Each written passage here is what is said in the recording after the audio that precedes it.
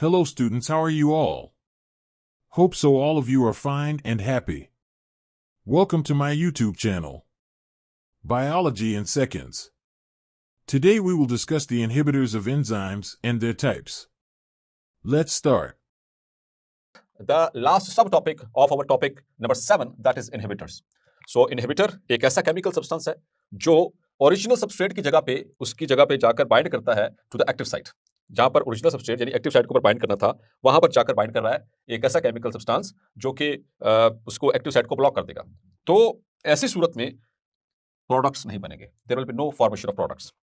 Let's suppose this is ये blue marker और ये ब्लू इसका कैप देखिए, इसको consider it this is enzyme, ये इसकी एक्टिव साइट और ये सबस्ट्रेट, तो ये जेन्युइन सबस्ट्रेट है, ये इसके ऊपर ऐसे आकर बाइंड हो गया। ठीक है, अब इसी तरह से कोई और इससे मिलता जुलता कोई केमिकल वो जब इस एक्टिव साइट की जगह पर आकर बाइंड कर देगा तो अब ओरिजिनल सबस्ट्रेट इस पे बाइंड नहीं कर सकता क्योंकि उसने इसको ऑक्यूपाई कर लिया है। तो जब ओरिजिनल सबस्ट्रेट ही बाइंड नहीं कर पाया तो उससे प्रोडक्ट नहीं बनेगा। Is that clear? So this is how we can understand the concept of inhibitors. So inhibitor, it is a chemical substance that can bind in place of substrate to the active site.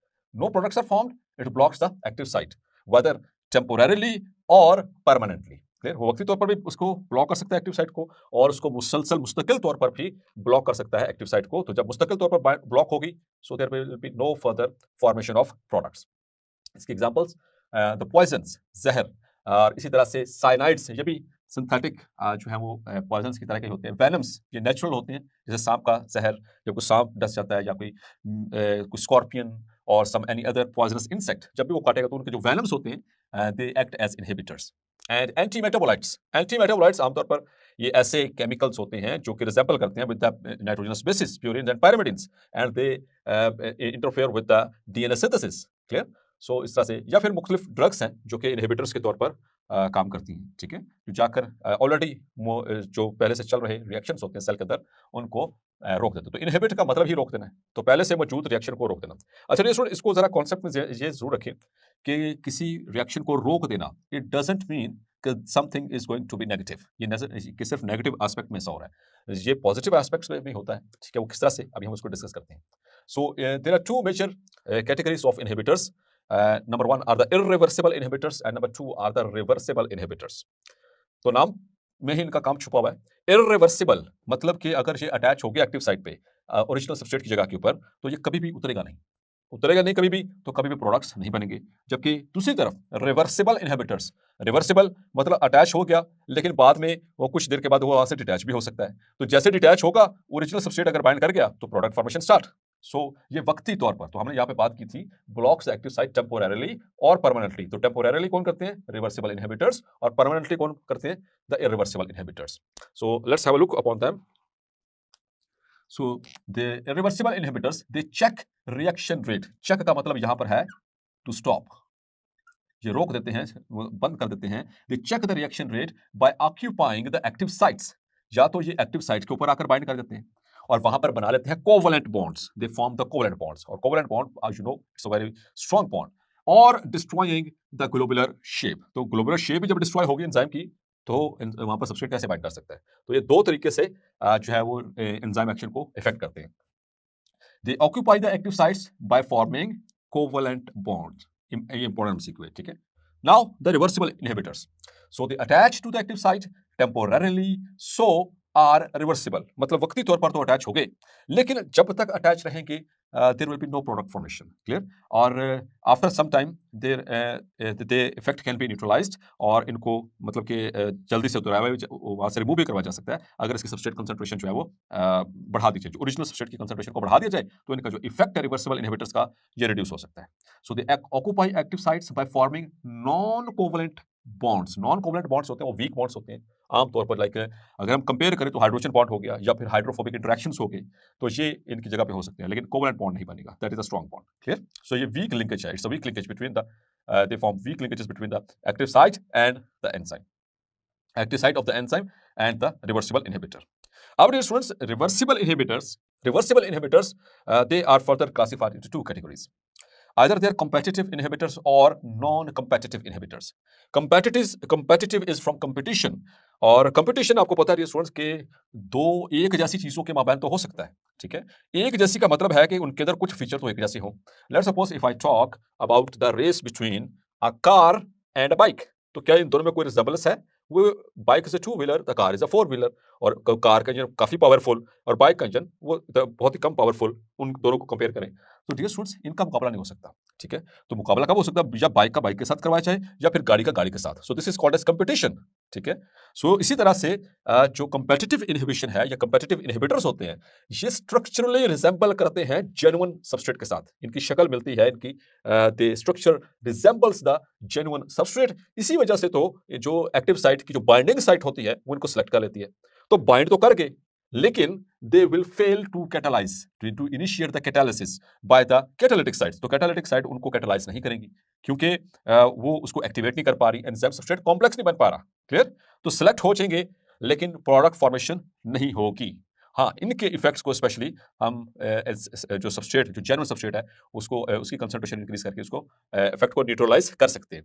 उसकी reason ये है कि चूंकि ये reversible है, let's suppose के ये दो मॉलिक्यूल्स हैं इनहिबिटर के, और हम जो सबस्ट्रेट है उसके मॉलिक्यूल्स बढ़ा दें लाइक दिस 1 2 3 4 5 6 7 8 9 10। तो जैसे ही ये डिटैच होंगे वहां से, चूंकि रिवर्सिबल है, उतरना तो है ही अभी, नहीं तो थोड़ी देर तक जैसे ही उतरेंगे तो ये सारे लपक पड़ेंगे। तो इनका वापस लगने का चांस, और ये 10 एक जैसे हैं, इनका लगने का चांस, तो किसका ज्यादा चांस हो सकता है? तो डेफिनेटली जिनकी तादाद ज्यादा है इनका ज्यादा चांस है कि ये जाकर यहाँ पर बाइंड कर जाएं। तो इस तरह से जो कंपेटिटिव इनहिबिटर्स होते हैं इनके इफेक्ट को न्यूट्रलाइज किया जा सकता है या करवाया जा सकता है by increasing the original substrate concentration.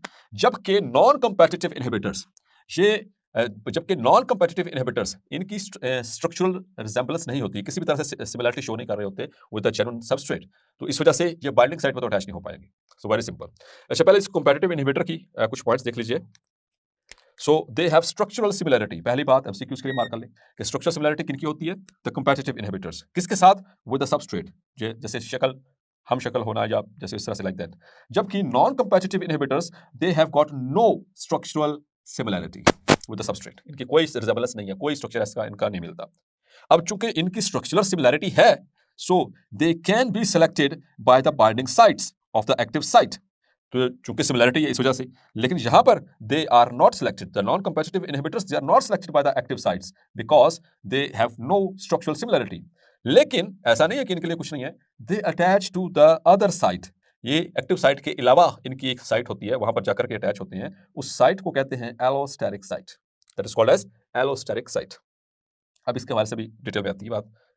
The inhibitor, the competitive inhibitor, do not change the shape of active site. ये एक्टिव साइट की शेप को मतलब तो वो बहुत ज्यादा ड्रास्टिक वे में चेंज नहीं कर सकता, या चेंज नहीं करता, क्योंकि बिल्कुल फिट हो रहा होता तो आराम से आके वहां पर लग गया। लेकिन नॉन कंपेटिटिव इनहिबिटर जब एलोस्टेरिक साइट पे बाइंड करेगा तो ये एक्टिव साइट की शेप को चेंज कर देगा। So the non competitive inhibitor changes the shape of active site.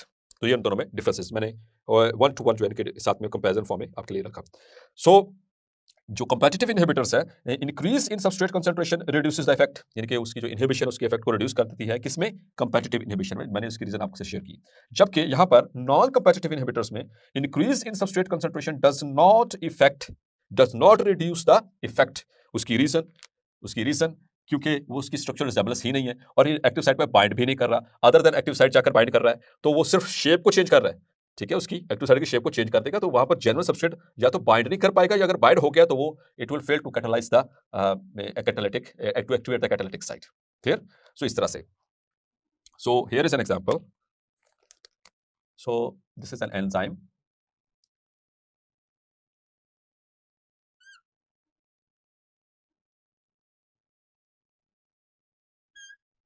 So this is the enzyme like this. So global proteins. ये रही बेटा dear students इनकी active site. So this is the active site, और this one is the allosteric site. So normally क्या होगा कि जब allosteric site पे कोई इसका इनहिबिटर आकर अटैच नहीं हुआ, तो जो जेन्युइन सबस्ट्रेट है वो यहाँ पर बाइंड कर सकता है, क्योंकि इसकी शेप ऐसे एक्सपोज्ड है। तो उससे क्या होगा? Ultimately it will lead to the products formation. लेकिन अगर ऐसा हो कि इसकी जो एलोस्टेरिक साइट है वहां पर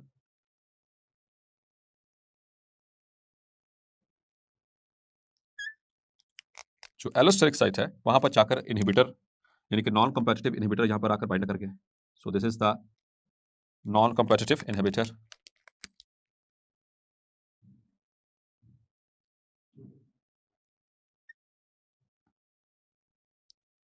तो जैसे ही ये बाइंड करेगा, एक्टिव साइट की शेप पहले कुछ इस तरह से थी, तो अब ये चेंज हो गई है। So there is change in shape of its active site. अब यहां पर मौजूद है बेचारा ओरिजिनल सबस्ट्रेट, लेकिन वो यहाँ पे बाइंड कर सकता है क्योंकि शेप भी चेंज हो चुकी है। लेकिन जैसे ही ये यहाँ से डिटैच होगा, as soon as it breaks away its bond, तो ये वापस इस तरह से हो जाएगी और अब ये जेन्युइन सबस्ट्रेट यहाँ पर बाइंड कर सकेगा। Is that clear? और इसी तरह से यहाँ पर देखिए ये कंपैरेटिव इनहिबिशन है, इसकी एग्जांपल भी बुक में गिवन है। सो दिस इज एन एंजाइम, इसका नाम है सक्सिनेट डिहाइड्रोजिनेज। मतलब कि इसका जो सबस्ट्रेट है वो क्या है? सक्सिनेट है, एंड उसका काम क्या है? डिहाइड्रोजिनेज, मतलब कि dehydrogenation, removal of hydrogen atoms. ठीक है, तो ये सक्सिनेट है स्टूडेंट्स, ये डाई कार्बोक्सिलिक एसिड है और सक्सिनिक एसिड इसको कहते हैं। एक कार्बोक्सिल ग्रुप ये है, एक कार्बोक्सिल ग्रुप ये है, 4 कार्बन है इसके पास। ठीक है, 1 2 3, और साथ में ये हाइड्रोजन और ऑक्सीजन बॉन्ड्स जो एटम्स अटैच है। तो चूंकि देखिए इसकी शेप बिल्कुल ऐसी है, ये सारी यहाँ से लेकर ये सारी इसकी क्या है? Active site. तो एक्टिव साइट ने सेलेक्ट किया और इसको फिर वो कैटलाइज किया, तो यहाँ से 2 हाइड्रोजन रिमूव हुए, और जो यहाँ से 2 हाइड्रोजन रिमूव हुए तो यहाँ पर एक बॉन्ड शिफ्ट हो गया। ये यहाँ पर देखिए बाकी सारा का सारा स्ट्रक्चर वैसा ही है। The resulting product is called as fumarate. ये तो नॉर्मल प्रोसेस चल रहा है, ये इसमें भी हमने कोई इनहिबिशन नहीं स्टडी की, ये तो एक नॉर्मल प्रोसेस चल रहा है। तो the enzyme is succinate dehydrogenase और the substrate is succinate और it is converted into fumarate। यही सेम वाला रिएक्शन जो है वो Krebs साइकिल में आपने पढ़ा था। ठीक है, और उसको एक दफा जरूर देख लीजिएगा कि वो किस तरह से सक्सिनिक एसिड से जो है वो फ्यूमेरिक एसिड बनता है, और इसी दौरान एक FAD जो है वो एक FADH2 में कन्वर्ट होता है। Hopefully you have remembered, so recalled. अब ये देखिएगा, अब इसी तरह से ये सेम टू सेम वही एंजाइम है सक्सिनेट डिहाइड्रोजिनेज, जिसका काम है यहाँ से हाइड्रोजन को 2 हाइड्रोजन को रिमूव करना और सक्सिनेट को फ्यूमेरेट में कन्वर्ट करना। लेकिन एक इसका कंपेटिटिव इनहिबिटर है मेलोनिक एसिड। अब देखिए इसके स्ट्रक्चर और इसके स्ट्रक्चर में सिर्फ 3 एटम्स का फर्क है, ओनली 3 एटम्स। एक कार्बन 2 हाइड्रोजन, ये वाले एक कार्बन 2 हाइड्रोजन नहीं है, बाकी एज इट इज इसका बिल्कुल वही वाला स्ट्रक्चर है। चूंकि स्ट्रक्चरल सिमिलैरिटी है, not exact but structurally similar, इसी वजह से जो बाइंडिंग साइट है इसकी एंजाइम की वो तो इसको सिलेक्ट तो कर लेगी, but this will be unable to activate the catalytic site. तो कैटालिटिक साइट जब एक्टिवेट नहीं होगी, so there will be no product formation. Students, let's have a quick overview and a quick quiz for you, which we studied today in the lecture. So here we go. The rate of reaction doubles for each dash rise in temperature. So the answer is each 10 degrees Celsius increase. Her 10 degree Celsius बढ़ने से rate of reaction double हो जाता है। Clear? And the optimum pH for most of the enzymes fall in range, that is pH. ज्यादातर हमारी body के जो enzymes हैं उनकी जो ऑप्टिमम पीएच है वो एक रेंज में फॉल करती है, और वो रेंज क्या थी dear students? Yes, so it is 6 to 8। Clear? And it is important one. The malonic acid is competitive inhibitor of, ये कंपेटिटिव इनहिबिटर किसका? सक्सिनेट का, फ्यूमेरेट का, अल्फा कीटोग्लूटारेट का, या फिर मैलेट का? जी dear students, so it is of succinate. Clear? If amount of enzyme is increased 2 folds at unlimited substrate concentration, reaction rate is doubled, tripled, no change or decrease। जी dear students, तो 2 गुना substrate concentration, 2 गुना enzyme concentration को बढ़ाने से at unlimited substrate concentration rate of reaction भी double होगा। Clear? The temperature at which an enzyme becomes denatured is called its, ये क्या कहते हैं उसको? Minimum temperature, maximum temperature, optimum temperature और freezing temperature? That is its maximum temperature. You are correct. Now, the optimum pH for arginase is, it's the maximum 9.70. Clear? And the optimum temperature for bacterial enzymes which live in the hot springs is, it's 70 degrees Celsius.